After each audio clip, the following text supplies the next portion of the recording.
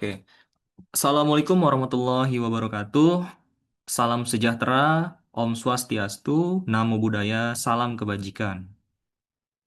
Halo rekan-rekan semua, salam berjumpa bersama saya, Tutor Bimbel Dolphin Brain untuk formasi jabatan pengawas perikanan. Salam kenal para pejuang CPNS dan P3K tahun 2026. Salam kenal dan salam sehat, tetap semangat ya. Eh, Mau sedikit pantun nih buat rekan-rekan Dolphin Brain sekalian. Biar nggak terlalu kaku kita sebelum berkenalan. Pergi ke sungai memancing ikan. Pulang mancing, nonton Dolphin Brain. Salam hangat saya ucapkan. Senang senang berjumpa dengan kalian yang keren-keren. Pepatah dulu mengatakan, tak kenal maka tak sayang. Jadi, izinkan saya akan memperkenalkan diri saya. Jadi, biasa panggil nama kakak Zulfikar Habib Ilmiawan, SPI, kakak lulusan Sarjana Perikanan dari Pemanfaatan Sumber Daya Perikanan IPB.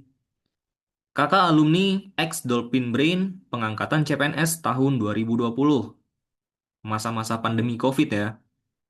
Saat ini bertugas di pemerintah daerah Kabupaten Tulang Bawang, Provinsi Lampung, tepatnya di Dinas Perikanan. Dengan nomenklatur jabatannya yaitu Analis Pembangunan Pelabuhan Perikanan, di mana jabatan tersebut masih satu rumpun dengan formasi pengelola produksi perikanan tangkap atau P3T.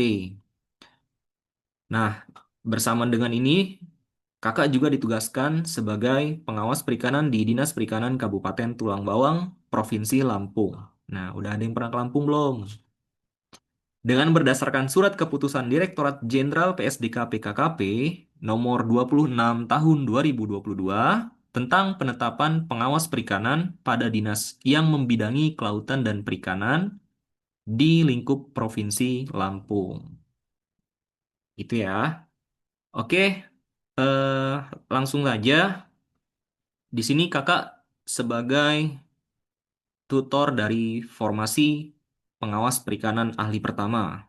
Nah, buat teman-teman yang rencana akan mengambil formasi jabatan fungsional pengawas perikanan ahli pertama, sedikit informasi nih, kita harus tahu dulu di pengawas perikanan itu adalah masuk dalam Direktorat Jenderal Pengawasan Sumber Daya Kelautan dan Perikanan di Kementerian Kelautan Perikanan.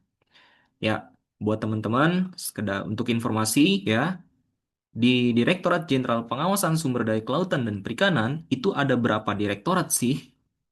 Ya, minimal kita harus tahu dulu. Jadi di Direktorat Jenderal PSDK PKKP itu terdapat ada 5 ya, 5 direktorat.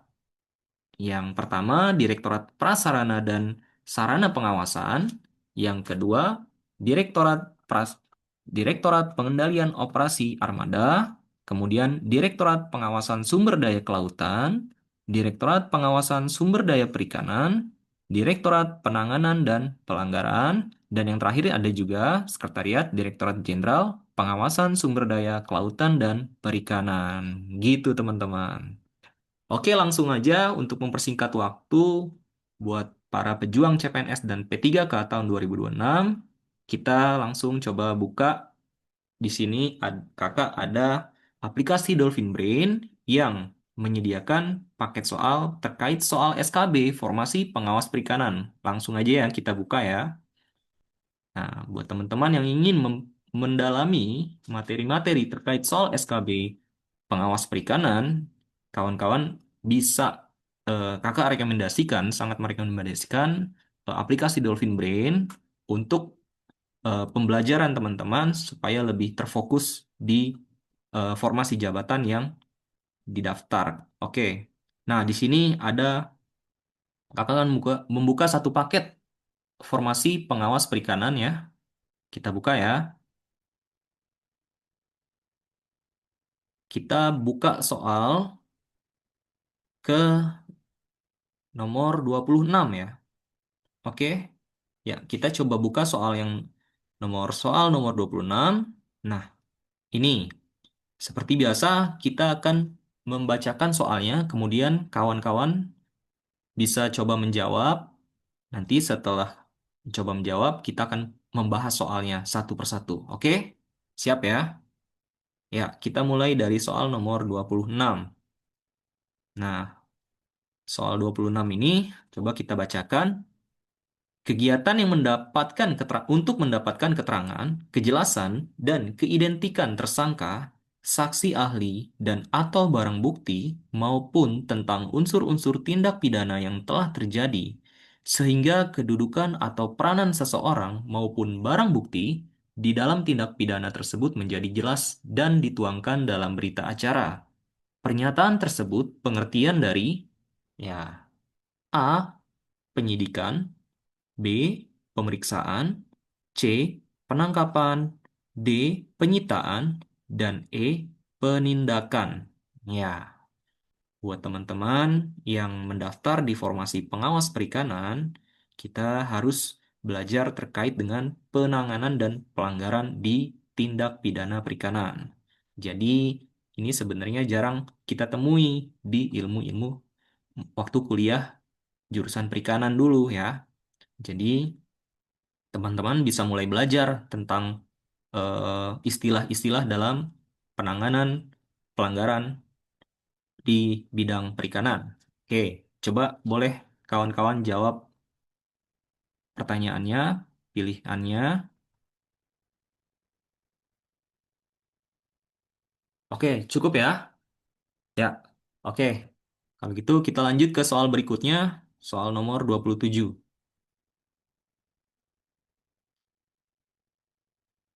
Ya, nomor 27. Jumlah angka kredit kumulatif minimal untuk pengangkatan dan kenaikan jabatan atau pangkat jabatan fungsional pengawas perikanan ahli muda adalah A. 50, B. 100, C. 150, D. 180, dan E. 200. Nah, ini sangat awam sekali buat teman-teman yang memang belum masuk dalam sistem eh, pemerintahan atau pegawai negeri sipil, istilah kenaikan jabatan, pangkat.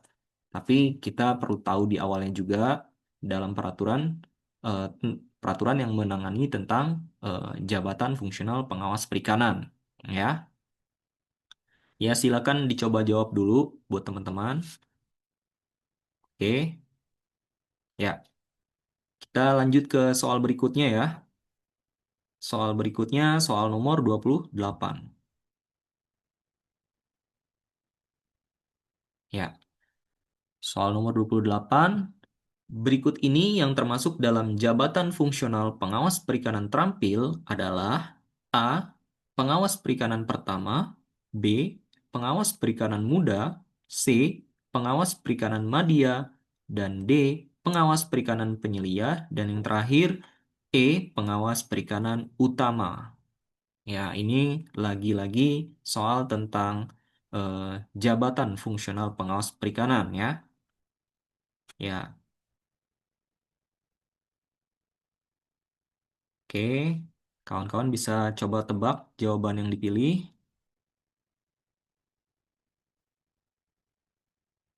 Oke, cukup ya. Kita lanjut ke soal berikutnya.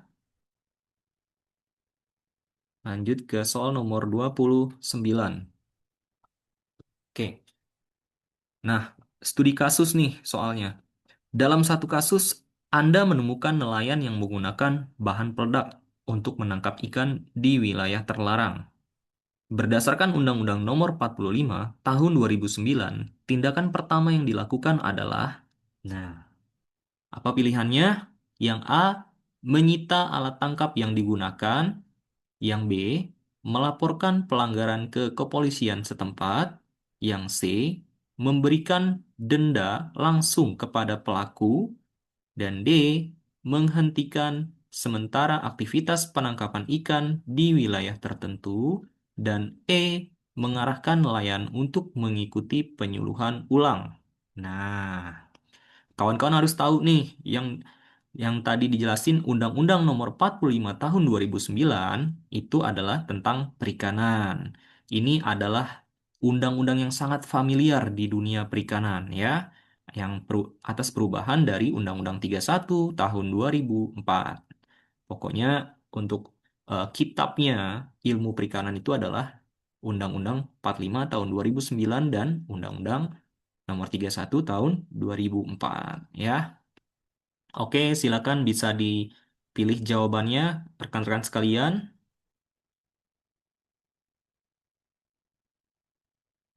Oke, cukup ya. Ya, kalau begitu kita lanjut ke soal yang terakhir nih. Soal 30. Ya.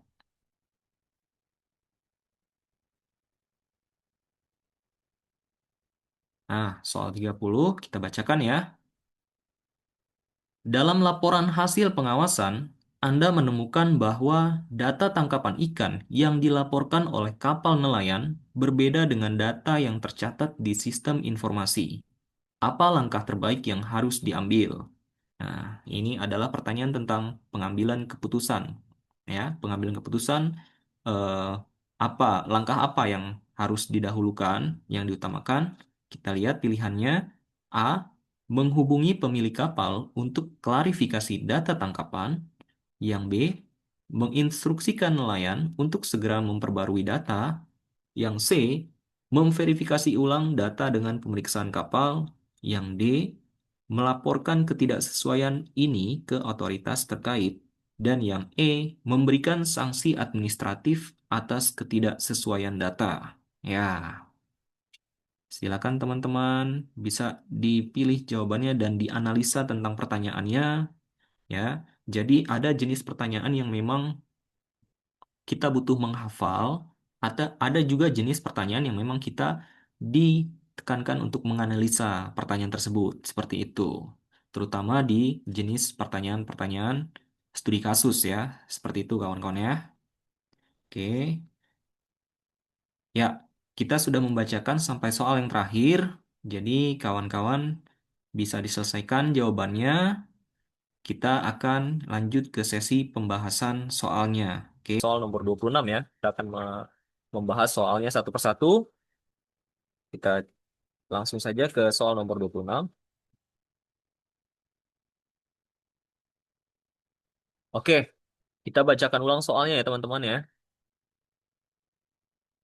Kegiatan untuk mendapatkan keterangan kejelasan dan keidentikan tersangka, saksi ahli, dan atau barang bukti, maupun tentang unsur-unsur tindak pidana yang telah terjadi, sehingga kedudukan atau peranan seseorang maupun barang bukti di dalam tindak pidana tersebut menjadi jelas. Dan ini dituangkan dalam berita acara. Pernyataan tersebut merupakan pengertian dari, oke, kata kuncinya adalah pertanyaan ini tentang definisi. Kita harus tahu ini itu menanyakan definisi apa gitu ya. Nah, jadi eh, kalau misalkan penjelasan tersebut, jawabannya adalah yang B, teman-teman, yaitu definisi tentang pemeriksaan. Dalam tahap pemeriksaan ya, pemeriksaan kita mengacu pada peraturan Kapolri. Oke, ini sudah di luar Kementerian Kelautan ini. Kita belajar juga tentang eh, peraturan-peraturan penanganan pelanggarannya ya. Di pengawas perikanan memang terdapat eh, direktorat yang menangani tentang penanganan dan pelanggaran di tindak pidana perikanan. Kita harus tahu gitu. Jadi berdasarkan peraturan Kapolri nomor 6 tahun 2010 tentang manajemen penyidikan oleh penyidik pegawai negeri sipil. Kita harus tahu dulu secara pengertian umum pemeriksaan itu adalah serangkaian kegiatan yang terstruktur untuk mengumpulkan, menganalisa data dan bukti secara objektif.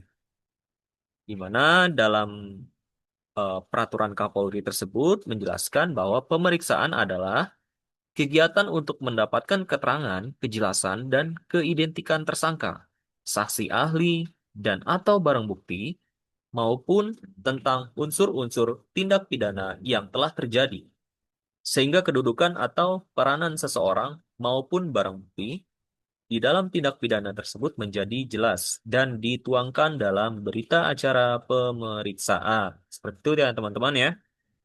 Nah, kita ambil aja contoh, misalkan dalam dunia kesehatan nih, seorang dokter kan melakukan pemeriksaan terhadap pasiennya. untuk mencari tahu atau mendiagnosis kondisi kesehatan pasiennya dengan tujuan lain berdasarkan standar dan ketentuan yang berlaku. Jadi jawabannya adalah yang B, pengertian dari pemeriksaan.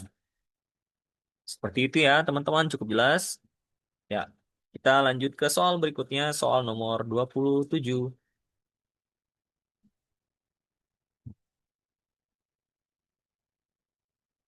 Nah, jumlah angka kredit kumulatif minimal untuk pengangkatan dan kenaikan jabatan pangkat jabatan fungsional pengawas perikanan ahli muda adalah A.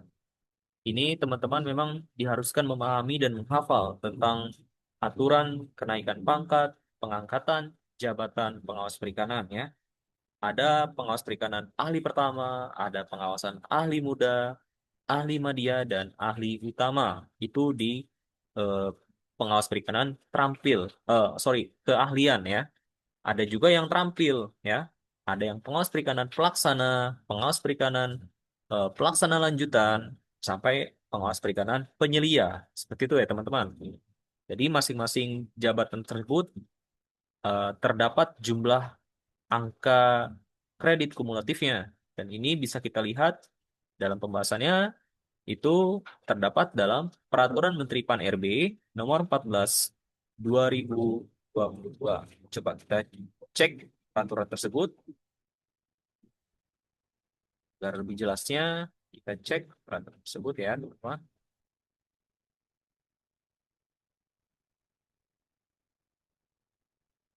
Nah, jadi eh,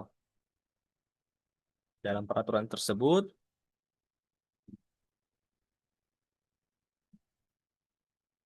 nah ini dia peraturannya ya. Nomor 14 tahun 2022 di lampiran 3. Kita cek lampiran 3. Oke.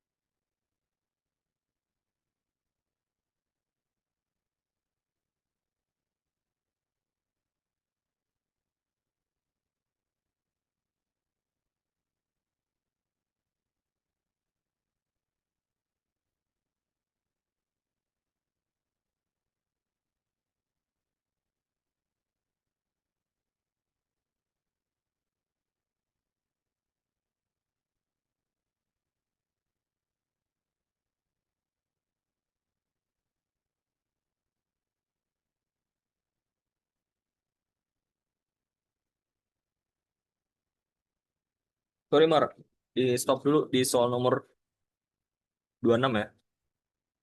Oke, Ntar gue oke. baca dulu. Oke, Sampai oke, 26. aman. Ntar gue lanjut di 27 ya.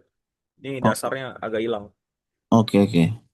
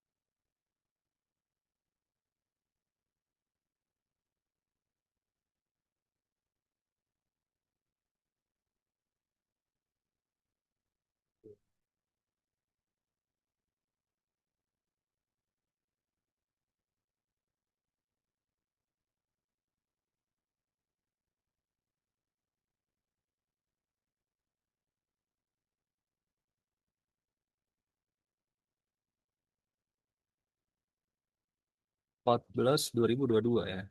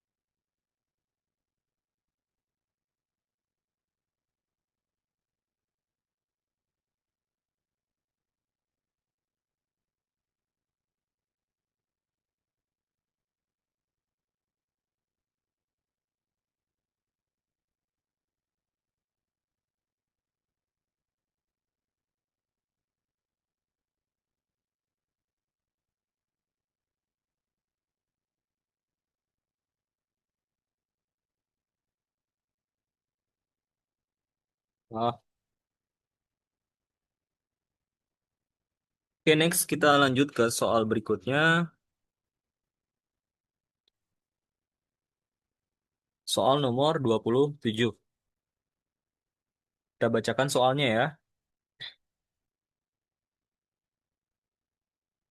Jumlah angka kredit kumulatif minimal untuk pengangkatan dan kenaikan jabatan pangkat jabatan fungsional pengawas perikanan ahli muda adalah ya.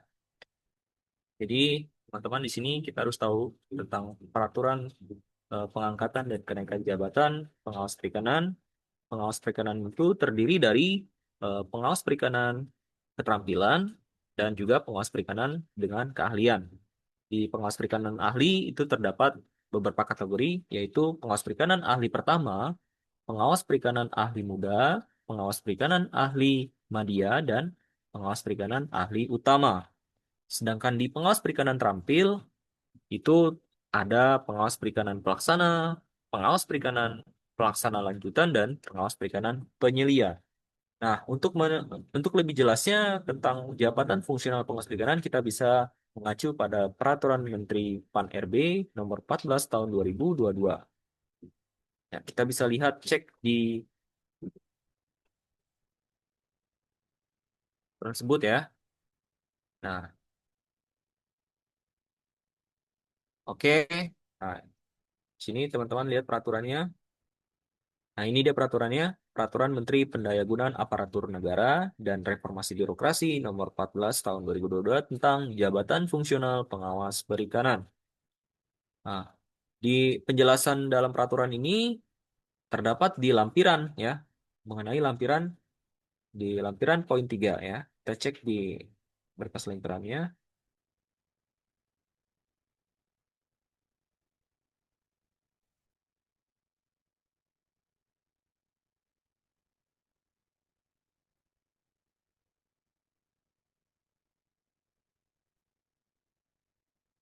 Nah, ini lampiran 3. Oke.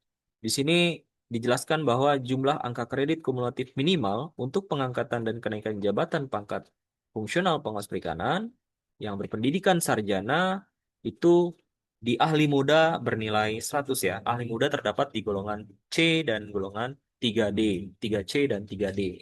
Oke, dia semua bernilai 100 untuk untuk semua jenjang pendidikan ya.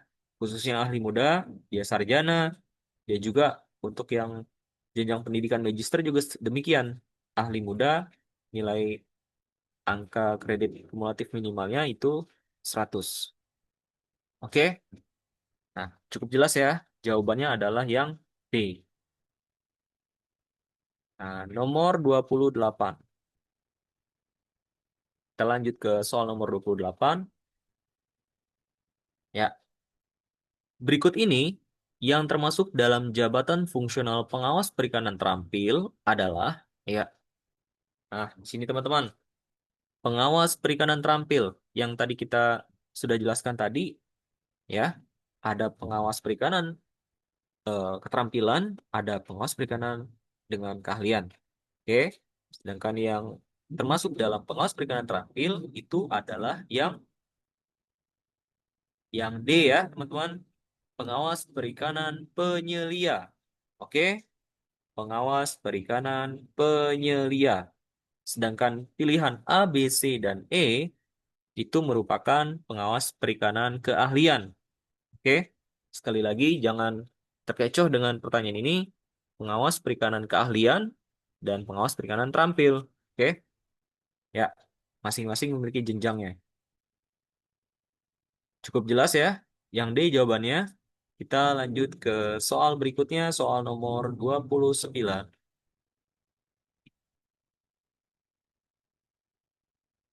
Ya, kita bacakan soalnya teman-teman. Dalam satu kasus, Anda menemukan nelayan yang menggunakan bahan peledak untuk menangkap ikan di wilayah terlarang. Berdasarkan Undang-Undang Nomor 45 Tahun 2009, tindakan pertama yang dilakukan adalah, oke, ya jadi perlu dijelaskan ya, ini dari sudut pandang kita sebagai masyarakat gitu ya. Kita melihatnya ketika kita menemukan eh, nelayan yang menangkap ikan di wilayah terlarang dan menggunakan bahan peledak. Sikap kita sebagai masyarakat atau warga setempat seperti apa gitu ya. A. Menyita alat tangkap yang digunakan. B. Melapor pelanggaran ke kepolisian setempat. C. Memberikan denda langsung kepada pelaku. D. Menghentikan sementara aktivitas penangkapan ikan di wilayah tersebut. Dan E. Mengarahkan nelayan untuk mengikuti penyuluhan ulang. Ya, jawaban yang tepat adalah yang B, di mana penggunaan bahan peledak merupakan pelanggaran yang serius yang harus dilaporkan ke kewenangan ya, lembaga yang memiliki kewenangan dalam konteks ini adalah kepolisian setempat. Jika di situ ada PPNS, bisa juga ke PPNS-nya gitu ya. Atau jika dia melakukan pelanggaran di wilayah perairan laut, bisa juga ketika ada penyidik TNI AL, bisa juga kita melaporkan ke instansi tersebut.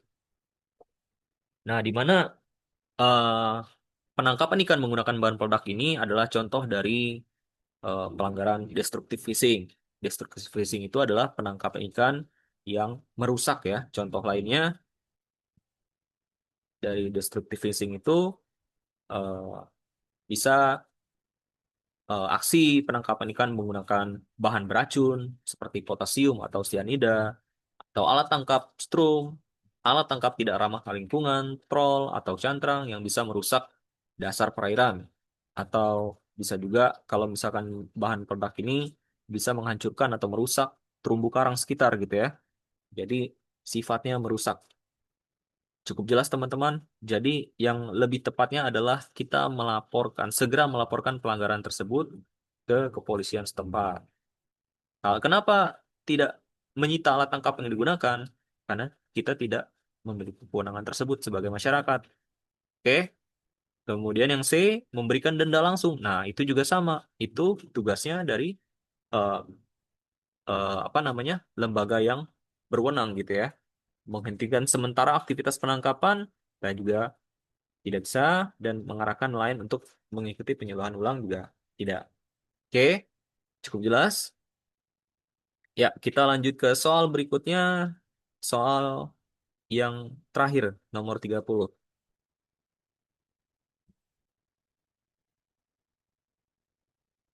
Dalam laporan hasil pengawasan, Anda menemukan bahwa data tangkapan ikan yang dilaporkan oleh kapal nelayan berbeda dengan data yang tercatat di sistem informasi. Apa langkah terbaik yang harus diambil? Ayo, buat teman-teman yang menjawab, jawabannya yang tepat adalah yang C ya, memverifikasi ulang data dengan pemeriksaan di lapang. Ini adalah langkah terbaik dan langkah pertama yang harus dilakukan.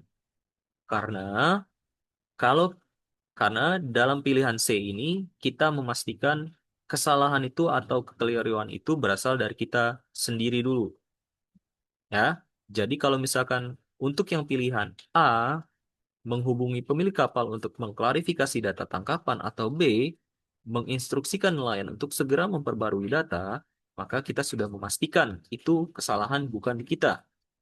Tapi kalau misalkan C, kita memverifikasi ulangnya, dalam arti kita juga mengklarifikasi apakah dalam perhitungan kita tentang data tersebut, apakah sudah benar atau memang ada kekeliruan seperti itu. Jadi menganalisa soal ini sebenarnya melihat dari sudut pandang kesalahan itu bersumbernya dari siapa, seperti itu. Sedangkan untuk yang D dan E melaporkan ketidaksesuaian ini ke otoritas terkait dan memberikan sanksi itu adalah sudah tindakan final. Jadi kita sudah menindak, menindak dalam arti memberikan sanksi seperti itu ya. Dalam laporan hasil pengawasan ya, memberikan sanksi administratif dan itu sudah dalam tahapan vonis ya, sanksi. Oke, cukup jelas. Jadi jawabannya adalah yang C, memverifikasi ulang data dengan pemeriksaan di lapang. Oke, oke, cukup sekian. Mungkin sudah 5 soal di sesi part 6 ini. Kita sudah membahas soalnya satu persatu. Semoga dengan berakhirnya sesi tersebut, teman-teman bisa lebih memahami dan menambah wawasan teman-teman di materi dan soal terkait jabatan fungsional pengawas perikanan. Buat teman-teman yang masih penasaran dan ingin mengetahui lebih detailnya tentang materi dan soal-soal tentang SKB pengawas perikanan, teman-teman bisa melihat di aplikasi Dolphin Brain, membuka aplikasi Dolphin Brain, kemudian teman-teman bisa dapatkan di paket jabatan fungsional pengawas perikanan. Oke, mungkin cukup sekian dari saya, kurang lebihnya mohon maaf. Jika ada kesalahan atau kekeliruan, itu berasal dari saya. Semoga kita bisa sama-sama saling belajar dan sehat selalu dan tetap semangat. Assalamualaikum warahmatullahi wabarakatuh.